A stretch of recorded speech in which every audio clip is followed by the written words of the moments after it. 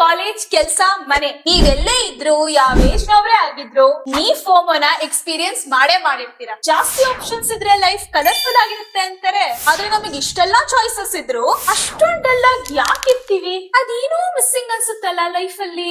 ಇದೆಲ್ಲ ಒಂದ್ powerful marketing technique ಅಥವಾ ನಮ್ಮೆಲ್ಲರ ಸೈಕಾಲಜಿ ಲೂಪ್ ಹೋಲ?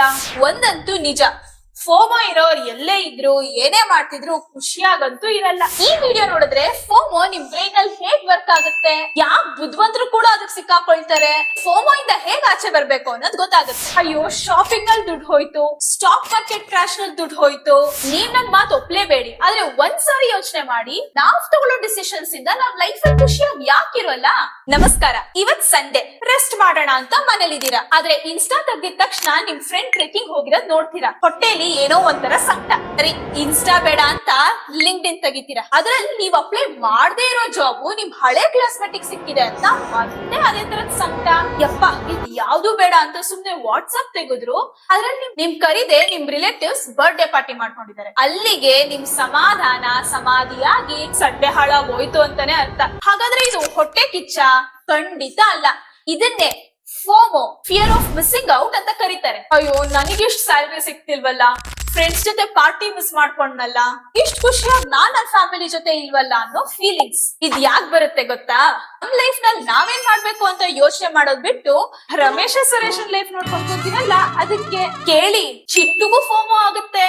ಚಿಟ್ಟು ಒಬ್ಬ ಸ್ಕೂಲ್ ಹುಡುಗ, ಪಕ್ಕದ ಮನೆ ಹುಡುಗ ಒಳ್ಳೆ ಸ್ವಿಮ್ಮರ್, ಎಷ್ಟೊಂದ್ ಮೆಡಲ್ಸ್ ಗೆದ್ದಿದ್ದಾನೆ. ಚಿಂಟು ರಿಲೇಟಿವ್ಸ್ ನಲ್ಲಿ ಒಂದು ಹುಡುಗಿ ಮ್ಯಾಥ್ಸ್ ನಲ್ಲಿ topper, state national level awards ಗೆದ್ದಿದ್ದಾಳೆ. ಆದ್ರೆ ನಮ್ ಚಿಂಟುಗೆ ಸ್ವಿಮ್ ಮಾಡೋಕ್ಕೂ ಬರಲ್ಲ, ಮ್ಯಾಥ್ಸ್ ನಲ್ಲೂ ಇಂಟ್ರೆಸ್ಟ್ ಇಲ್ಲ. ಇದು ಗೊತ್ತಿದ್ರು ನಮಗೂ ಬೇಕಿಷ್ಟೆಲ್ಲ ರೆಕಗ್ನಿಷನ್ಸ್ ಅಂತ ಯಾವಾಗ್ಲೂ ಅಳ್ಕೊಂಡೆ ಕೂತಿರ್ತಾನೆ. ಅವ್ರಿಗೆಲ್ಲ ಸಿಗ್ತಾ ಇರೋದು ನಮ್ಗ್ ಸಿಗ್ತಾ ಇಲ್ವಲ್ಲ ಅನ್ನೋ ಚಿಂಟುವಿನ ಟೆನ್ಷನ್, ಇರಿಟೇಷನ್, ದುಃಖ ಇದೆಯಲ್ಲ, ಅದೇ ಫೋಮೋ. ಚಿಂಟು ನಿಮ್ಮನೇಲಿ ಇದ್ದಿದ್ರೆ, ಏನೋ ಚಿಂಟು ನಿಂದು ದಿನ ಸ್ವಿಮ್ ಪ್ರಾಕ್ಟೀಸ್ ಮಾಡಲ್ಲ, ಕುತ್ಕೊಂಡ್ ಮ್ಯಾಥ್ಸ್ ಪ್ರಾಬ್ಲಮ್ ಸಾಲ್ವ್ ಮಾಡಲ್ಲ, ಆದ್ರೆ ಅವಾರ್ಡ್ಸ್ ಮಾತ್ರ ಬೇಕು ಅಂತೀಯಲ್ಲೋ, ನಿನ್ ತಲೆ ಸರಿ ಇದ್ಯಾ ಅಂತ ಬೈತಿದ್ರಿ ಅಲ್ವಾ?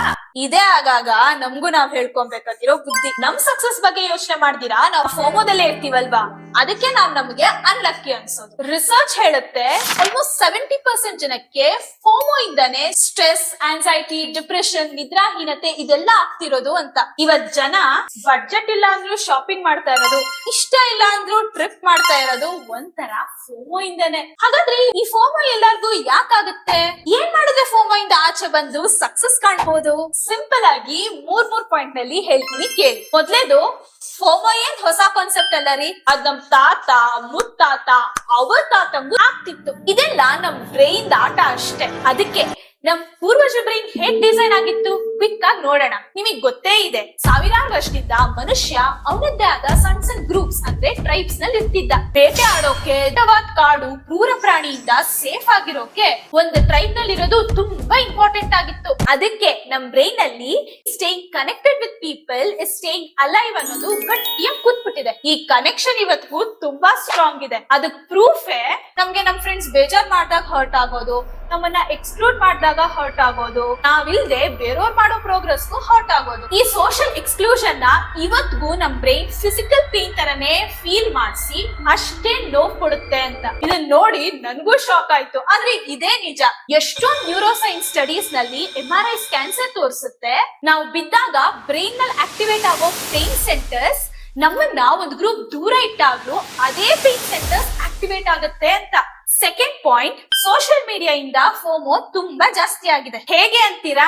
ಸೋಷಿಯಲ್ ಕಂಪ್ಯಾರಿಸನ್ ಥಿಯರಿ ಪ್ರಕಾರ ಮನುಷ್ಯ ಅವ್ನ್ ಎಷ್ಟು ಸಕ್ಸಸ್ಫುಲ್ ಅಂತ ಜಡ್ಜ್ ಮಾಡ್ಕೊಳ್ಳೋದು ಯಾವಾಗ್ಲೂ ಅವ್ನ್ ಸುತ್ತಮುತ್ತ ಇರೋರ್ ಜೊತೆ ಕಂಪೇರ್ ಮಾಡ್ಕೊಂಡಂತೆ. ಸ್ಕೂಲ್ ನಲ್ಲಿ ಎಷ್ಟನೇ ರ್ಯಾಂಕ್ ಅನ್ನೋದು, ಆಫೀಸ್ ನಲ್ಲಿ ಪ್ಯಾಕೇಜ್ ಎಷ್ಟು ಅನ್ನೋದು, ಇದೆಲ್ಲ ನಾವೆಲ್ಲಿದೀವಿ ಅವ್ರೆಲ್ಲಿದ್ದಾರೆ ಅಂತ ಕಂಪೇರ್ ಮಾಡ್ಕೊಳಕ್ಕೆ. ಆದ್ರೆ ಕರ್ಮ ಎಲ್ಲಿ ಶುರು ಆಯ್ತಂದ್ರೆ 1990 ನಲ್ಲಿ 23 ಜನರ ಜೊತೆ ಈ ಕಂಪ್ಯಾರಿಸನ್ 2026 ನಲ್ಲಿ ಸೋಷಿಯಲ್ ಮೀಡಿಯಾ ಇಂದ 20 ಮಿಲಿಯನ್ ಜನರ ಜೊತೆಗೆ ಆಗಿರೋದು. ನಾವು ಒಂದ್ ಪೋಸ್ಟ್ ನಲ್ಲಿ ಜನರ ಗೆಲುವು, ಸಕ್ಸಸ್, ಹ್ಯಾಪಿನೆಸ್ ನೋಡ್ತೀವಿ ಅಷ್ಟೇ, ಆದ್ರೆ ಅವ್ರ ಸ್ಟ್ರಗಲ್ಸ್ ನೋಡಲ್ಲ. ನಮ್ ಸ್ಟ್ರಗಲ್ಸ್ ನ ಅವ್ರ ಸಕ್ಸಸ್ ಜೊತೆ ಕಂಪೇರ್ ಮಾಡ್ಕೊಳ್ಳೋದು ಎಷ್ಟ್ ಸರಿ ಕೇಳಿ. ಇನ್ನು ಕರಾಳವಾದ ಸೋಷಿಯಲ್ ಮೀಡಿಯಾ ಡಾರ್ಕ್ ಸೈಡ್ಸ್ ಹೇಳ್ತೀವಿ. 2014 ನಲ್ಲಿ ಫೇಸ್ಬುಕ್ 6 ಲಕ್ಷಕ್ಕಿಂತ ಜಾಸ್ತಿ ಜನದ ಮೇಲೆ ಒಂದು ಕಾಂಟ್ರವರ್ಷಿಯಲ್ ಎಕ್ಸ್ಪೆರಿಮೆಂಟ್ ಮಾಡಿತು. ಇದೊಂಥರ ಫೋಮೋನ ಮ್ಯಾನುಫ್ಯಾಕ್ಚರ್ ಮಾಡೋದು. ಹೇಗೆ ಅಂದ್ರೆ, ಒಂದು ಗ್ರೂಪ್ ಗೆ ಬರೀ ಪಾಸಿಟಿವ್ ಪೋಸ್ಟ್ ತೋರಿಸಿ ಇನ್ನೊಂದು ಗ್ರೂಪ್ ಗೆ ಬರೀ ನೆಗೆಟಿವ್ ತೋರಿಸ್ತಾರೆ. ಇದರಿಂದ ಅವ್ರಿಗೆ ಗೊತ್ತಾಗಿದ್ ಸತ್ಯ, ಎಮೋಷನ್ಸ್ ಆರ್ ಕಂಟೇಜಿಯಸ್ ಅಂತ. ಒಳ್ಳೆ ಪೋಸ್ಟ್ ನೋಡಿದ ಜನರ ಮೂಡು ಇನ್ಸ್ಟೆಂಟ್ ಆಗಿ ಲಿಫ್ಟ್ ಆದ್ರೆ, ಕೆಟ್ಟ ಪೋಸ್ಟ್ ನೋಡಿದ ಜನರ ಮೂಡು ಹಾಳಾಗೋಯ್ತು. ಇದೆ ನ್ಯೂ ಏಜ್ ಮಾರ್ಕೆಟಿಂಗ್ ಟ್ರಾಪ್ಸ್ ಕೂಡ. ನಮ್ ಸೈಕಾಲಜಿ ಲೂಪ್ ಹೋಲ್ ಇಂದ ಅವ್ರು ಒಳ್ಳೆ ಬಿಸ್ನೆಸ್ ಮಾಡ್ಕೊಂತಾರೆ. 2 ಟ್ರ್ಯಾಪ್ ನೀವ್ ದಿನ ನೋಡಿರ್ತೀರಾ.